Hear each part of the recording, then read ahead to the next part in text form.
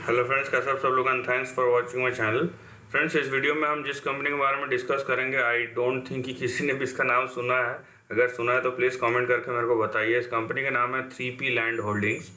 Okay, सो chart के बारे में तो हम देखेंगे ही, और इसका चार्ट का ट्रेंड जो है वो इंटरेस्टिंग है, लेकिन उसके साथ ही हम उसके डेटा के बारे में देखेंगे, क्योंकि जब भी कोई नई कंपनी ऐसा लगता है कि रडार में है और जो मार्केट या बहुत लोगों को सुना नहीं होगा, तो उसके बारे में भी थोड़ा सा इन्फॉर्मेशन देना ज़रूरी हो जाता है कंपेयर टू दोज कंपनीज जिनके बारे में मैक्सिमम बेसिक डिटेल्स पता ही है सबको। सो यहाँ पे अगर आप आएंगे ये 3P लैंड होल्डिंग्स का, आप यहाँ पे देखिए। सो ये आपको यहाँ पे बेसिक इन्फॉर्मेशन मिल जाएगा। यहाँ पे दिखेगा कि ये एंगेज्ड है रियल एस्टेट बिजनेस में, लेकिन थोड़ा सा हम डीप डाइव करेंगे। मैं आपको कंपनी के पेज में ले आता हूँ। ये कंपनी का पेज है, और इसमें देखिए आपको कंपनी के प्रोफाइल में लिखा होगा। तो यहाँ पे ये पुणे बेस्ड कंपनी है, पुणे बेस्ड कंपनी, और इसका नाम जो पहले था वो था पद्मजी इंडस्ट्रीज लिमिटेड। उसके बाद इसको 3P लैंड होल्डिंग्स किया गया है 2018 में 6 अप्रैल। और उसके बाद ये लिखा है कि ये कंपनी जो बना था वो 1965 बना था, और उसका ऑब्जेक्ट तब क्या था, manufacturing and selling of paper. ठीक है, उसके बाद यहाँ पे लिखा है कि साथ साथ जैसे बिजनेस बढ़ता गया, कंपनी ने एक्सपैंड किया अपने पेपर प्रोडक्ट को, रेंज ऑफ पेपर प्रोडक्ट्स, और उसके साथ साथ में क्वालिटी टिश्यू पेपर भी इन्होंने उस फील्ड में भी गए। उसके बाद लिखा है कि कंपनी ने फिर जॉइंट वेंचर से एग्जिट किया। उनका जॉइंट वेंचर था किसके साथ, किम्बरले क्लार्क यूएसए के साथ। और उसके बाद Padmaji hygiene products, wholly owned subsidiary of this company, was incorporated in 2004 to promote and market hygiene products। ठीक है, उसके बाद ये एक सेपरेट कंपनी बन गया। फिर उसके बाद लिखा है कि उसके बाद जो बिजनेस था क्या था, मैन्युफैक्चरिंग और सेलिंग ऑफ हाइजीन प्रोडक्ट्स। और उसके बाद डीमर्ज हुआ, ये कंपनी में डीमर्ज हुआ 2016 में। और अभी जो करंट है वो है कि company venturing into real estate business. ठीक है, अभी venturing into real estate business का मतलब बहुत कुछ हो सकता है। वो हो सकता है कि बिल्डिंग्स बना रही हो सकता है कि लैंड खरीद के रखी हो और उस पर वो लीज पे दे रहा हो, या कुछ भी XYZ बहुत कुछ हो सकता है। Real estate is not a big thing. तो मैं बेसिक जो इन्फॉर्मेशन था वो दिया आपको, और इससे ज़्यादा अगर आपको इस कंपनी के बारे में जानना है तो आपको उसके एनुअल रिपोर्ट में जाना पड़ेगा। तो मैं उतना डीप ड्राइव नहीं करूँगा, क्योंकि मेरा जो इंटेंशन है वो ट्रेंड को बताना है यहाँ पे। ठीक है, लेकिन एक चीज़ यहाँ पे आपको जो ध्यान रखना है वो ये है कि कंपनी अगर इतने अलग अलग तरीकों के चीज़ में जाएगी, क्योंकि इन्होंने शुरू किया था पेपर में, उसके बाद उन्होंने पेपर से रिलेटेड चीज़ों को बनाना शुरू किया, उसका जॉइंट वेंचर में भी गए, बाहर भी निकले, अब सीधा वो रियल एस्टेट में घुस गए। तो ये एकदम ही अलग फील्ड है।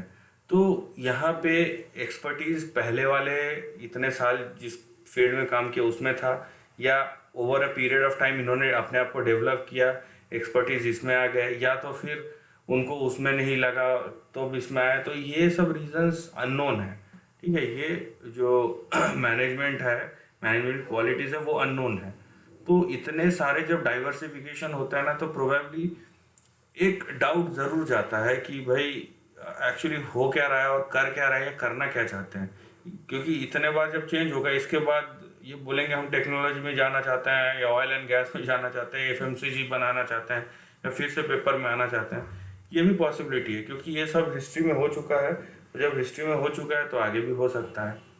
तो ये सब चीज़ें आपको ध्यान रखनी है। नाउ मैं जो ओवरऑल या बेसिक होगा, so back to some financial information. अभी देखिए, ये 14 करोड़ की मार्केट कैप है। मतलब बोलते हैं ना कि माइक्रो स्मॉल कंपनी में भी 14 करोड़ का मार्केट कैप कितना बड़ा होगा बताइए। बहुत छोटी सी कंपनी है, इसका प्रॉफिटेबिलिटी भी ज़्यादा नहीं है, आप एक्सपेक्ट नहीं कर सकते। लेकिन यहाँ पे बात यह है कि ये जीरो डेट कंपनी है, इसका कोई डेट नहीं है। ये बहुत बड़ी बात है। यहाँ पे इतनी छोटी कंपनीज का डेट फ्लक्चुएटिंग होता है, लेकिन कंपनी के पास हिस्ट्री और इनके पास बुक्स में डेट नहीं है।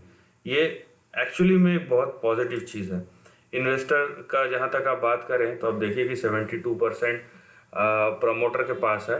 बाकी क्योंकि इतनी छोटी कंपनी में FIIs DIIs इंस्टीट्यूशन हाथ भी नहीं लगाते हैं, तो आपको मिलेगा नहीं। बाकी आपके पास पब्लिक के पास है। और बाकी आपको प्रमोटर के पास दिखेगा, इंडिविजुअल लिमिटेड दिखेगा आपको प्रमोटर के पास। सबसे बड़ा जो है AMJ लैंड होल्डिंग्स लिमिटेड, इनके पास प्रमोटर स्टेक है। ठीक है, तो ये आप देख सकते हैं यहाँ पे 2018 में इन्होंने 27% बढ़ा लिया था 5% से। तो ये चाहे तो आप इसका हिस्ट्री चेक कर सकते हैं। सो यहाँ पे देखिए आप कि आपको कंपनीज दिखेंगी। ठीक है, और यहाँ पे अगर आप बैलेंस शीट की तरफ ध्यान दें, इनका रिजर्व्स देखिए कितना कम हो गया था। यहाँ पे 2017 में 1 करोड़ के आसपास आ गया था, फिर से रिजर्व को इन्होंने 30 करोड़ तक ले गया।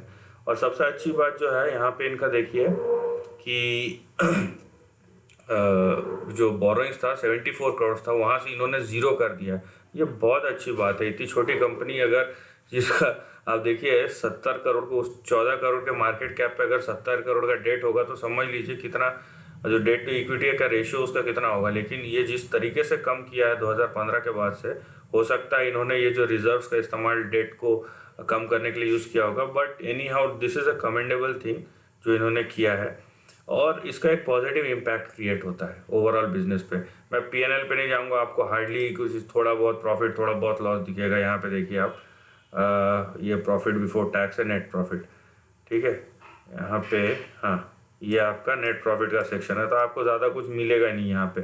ये लास्ट ईयर बल्कि प्रॉफिट में, इससे पहले आप देखिए लॉस में था और हार्डली पॉइंट में, ये 18 लाख का प्रॉफिट। यहाँ पे भी आपको यहाँ पे 1 करोड़ में है, तो ये यहाँ पे 3.69 और 3.7 करोड़ का यहाँ प्रॉफिट होना शुरू हुआ है। तो ये दो सेक्शन जो बहुत इंपॉर्टेंट है कि यहाँ प्रॉफिट होना शुरू हुआ है।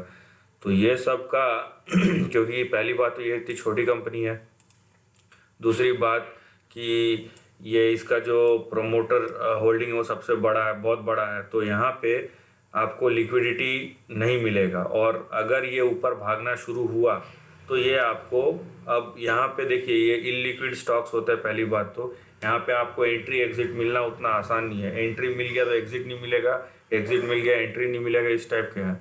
तो ये सब रिस्क आपको पता रहने चाहिए। ये नहीं कि भाई अपॉर्चुनिटी दिख रहा है, ये देखिए हमको मिल गया एक पेनी स्टॉक वाली कंपनी जो अच्छी है, अच्छी हो सकती है और हम कूद गए, नहीं, ये बात नहीं है। उसके इंडियन स्टॉक मार्केट, अब किसको क्या लगता है, इंडियन स्टॉक मार्केट इतना गहरा नहीं है कि ये आपको इजी एंट्री एग्जिट दे।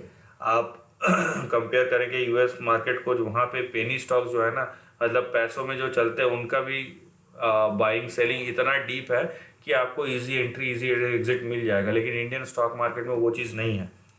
वो चीज़ डेवलप होने में कितना टाइम लगेगा, और ऐसा कोई अभी तक पॉलिसी नहीं दिख रहा है जो उस चीज़ को फोकस करे या स्ट्रेंथन करे, राइट। हाँ, होपफुली आने वाले टाइम में दिखे। लेकिन ये सब पॉलिसी रिलेटेड बात बाद में, ट्रेंड रिलेटेड बात हम करेंगे यहाँ पे। यहाँ पे देखिए आप कि ये आपका सपोर्ट लिया है स्टॉक कहाँ पे।